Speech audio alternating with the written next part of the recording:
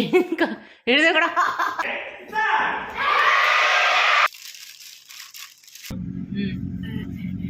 കിട്ടുവാടാ.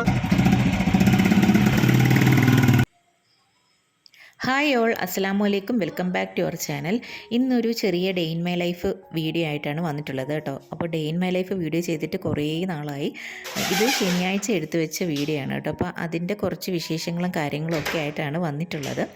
അപ്പോൾ വീഡിയോ നിങ്ങൾക്ക് കണ്ടിട്ട് ഇഷ്ടമാവുകയാണെന്നുണ്ടെങ്കിൽ തീർച്ചയായിട്ടും ലൈക്ക് ചെയ്യാനും ഷെയർ ചെയ്യാനും കമൻറ്റ് ചെയ്യാനും സബ്സ്ക്രൈബ് ചെയ്യാനും മറക്കല്ലേ.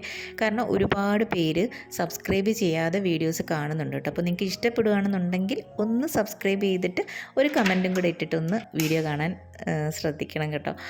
കാരണം എന്താ പറയുക, ഒരുപാട് പേര് സബ്സ്ക്രൈബ് ചെയ്യാതെയാണ് കാണുന്നത് കേട്ടോ. അപ്പോൾ അതുകൊണ്ടാണ് പറഞ്ഞത് കേട്ടോ.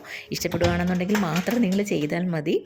അപ്പോൾ നമുക്ക് ഇനിയിപ്പം വീഡിയോയിലോട്ട് പോവാം. അന്നത്തെ ദിവസം 2 പേർക്കും സ്കൂളിൽ പോകണമായിരുന്നു. ഒരാൾക്ക് ക്ലാസ് ഉണ്ടായിരുന്നു കേട്ടോ. അപ്പോൾ ഒരാൾക്ക് ക്ലാസ് അല്ല, ഒരാൾക്ക് കരോട്ടയുടെ ടെസ്റ്റാണ്, ബെൽ ടെസ്റ്റിന് പോകണമായിരുന്നു. സ്കൂളിൽ നിന്ന് തന്നെയാണ് അത് അവർ വിടുന്നത്. സ്കൂളിൽ വെച്ചാണ് എന്താ പറയുക കരോട്ട ക്ലാസ് ഉള്ളത് കേട്ടോ. അപ്പോൾ അതുകൊണ്ട് അത് വേറൊരു സ്ഥലത്ത് പോകണമായിരുന്നു. അപ്പോൾ അന്ന് തന്നെ രാവിലത്തെ ബ്രേക്ക്ഫാസ്റ്റ് ഇഡലിയും സാമ്പാറും ആക്കാമെന്ന് കരുതി കേട്ടോ. അപ്പോൾ അത് തന്നെ നമുക്ക് ഉച്ചയ്ക്കും എടുക്കാമല്ലോ, പോയിട്ട് വരുമ്പോഴത്തേക്കും കഴിക്കാം എന്നുള്ള രീതിയിലാണ് അങ്ങനെ ചെയ്തിട്ടുണ്ടായിരുന്നത്. അപ്പോൾ മോനും ചോറ് കൊടുത്തു വിടണമായിരുന്നു.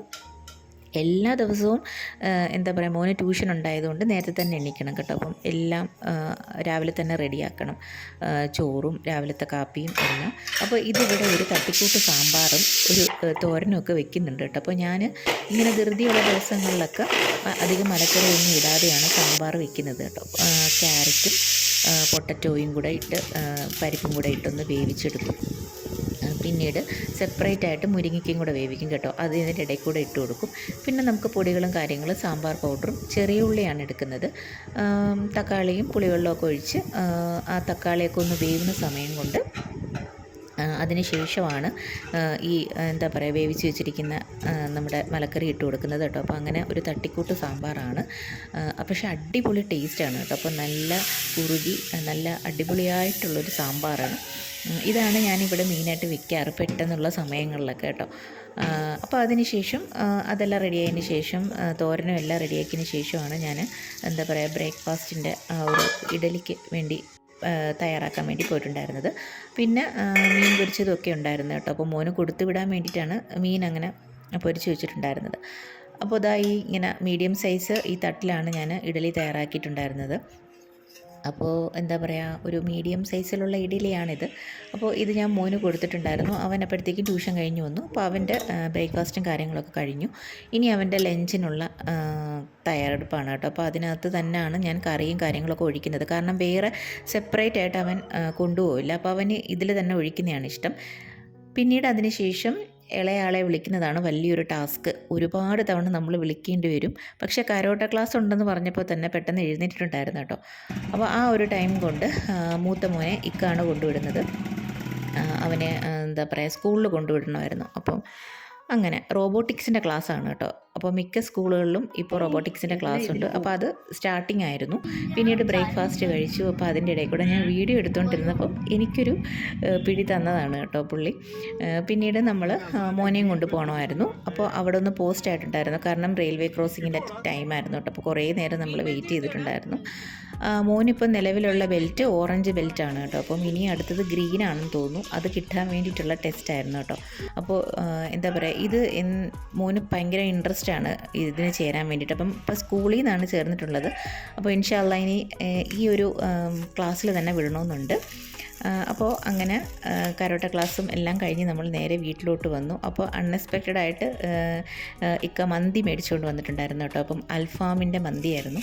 അപ്പോൾ സാമ്പാറും ചോറും ഒക്കെ അവിടെ ഇരിപ്പുണ്ട്. ഞങ്ങൾ അൽഫാമിൻ്റെ മന്തിയാണ് കഴിച്ചിട്ടുണ്ടായിരുന്നത്. അപ്പോൾ മോന് കുറച്ച് മാറ്റി വെച്ചിട്ടുണ്ടായിരുന്നു. അപ്പോൾ അങ്ങനെ എല്ലാവരും കൂടെ ഇരുന്നു മന്തിയൊക്കെ കഴിച്ചു.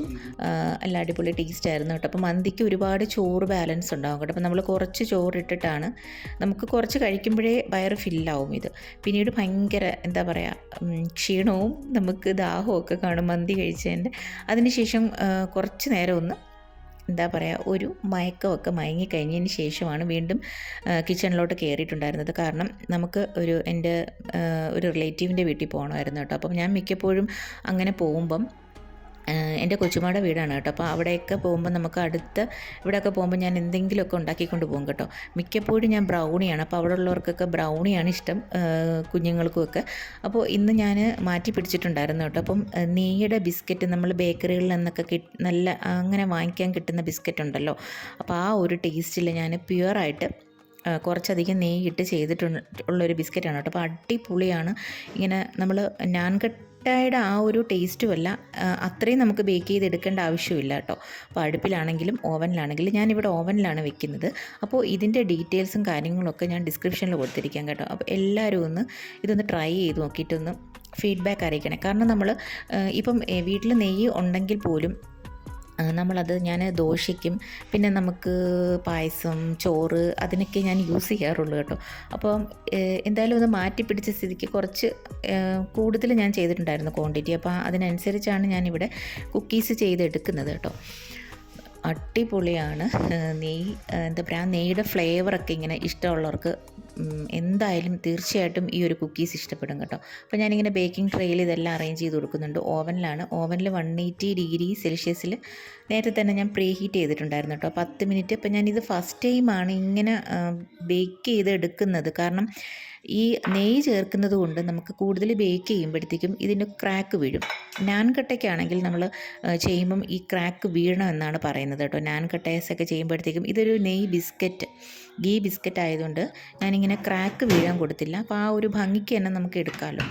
കൂടുതൽ ടൈം ചെയ്ത് കഴിഞ്ഞാൽ അങ്ങനെ ഒരു പ്രശ്നം ഉണ്ടാകും കേട്ടോ. അപ്പം അത് ഞാൻ കുറഞ്ഞ ടൈമിലാണ്, ഞാൻ ആദ്യം ഒരു 10 മിനിറ്റ്സിന് മുന്നേ വെച്ചിട്ടുണ്ടായിരുന്നു കേട്ടോ. പിന്നെ ഞാൻ കുറച്ചൊരു മൊത്തം ടോട്ടൽ ടൈം എന്ന് പറയുന്നത് എനിക്ക് വന്നത് ഒരു 11 മിനിറ്റ്സ് ആണ് കേട്ടോ, 11 to 12 മിനിറ്റ്സ്. അപ്പോൾ അങ്ങനെയാണ് ഞാനിവിടെ ബേക്ക് ചെയ്തെടുക്കുന്നത്. പിന്നെ ഇതൊരു ഓപ്ഷനിലാണ് കേട്ടോ. നടുക്ക് ആ ഒരു ഡെക്കറേറ്റ് ചെയ്യുന്നത് ഞാൻ ഫുഡ് കളർ, നമുക്ക് എഡിബിളായിട്ടുള്ള ഫുഡ് കളർ വെച്ചാണ് ഡെക്കറേറ്റ് ചെയ്തിട്ടുണ്ടായിരുന്നത്. ഫോട്ടോസൊക്കെ എടുക്കാൻ വേണ്ടിയിട്ടാണ് ഞാൻ അങ്ങനെ ചെയ്തിട്ടുണ്ടായിരുന്നത് കേട്ടോ. അപ്പോൾ അത് അവോയ്ഡ് ചെയ്യാം, അല്ലാതെ തന്നെ എടുക്കാം കേട്ടോ. ഇതേപോലെ ടെക്സ്ചറിൽ നല്ല സൂപ്പറായിട്ട് കിട്ടും. അപ്പോൾ എല്ലാവരും ഒന്ന് ട്രൈ ചെയ്ത് നോക്കിയിട്ട് ഫീഡ്ബാക്ക് അറിയിക്കണേ. അപ്പോൾ ഇന്നത്തെ വീഡിയോ എല്ലാവർക്കും ഇഷ്ടപ്പെട്ടെന്ന് കരുതുന്നു. അടുത്ത വീഡിയോ ആയിട്ട് വരുന്നത് വരെ ബൈ.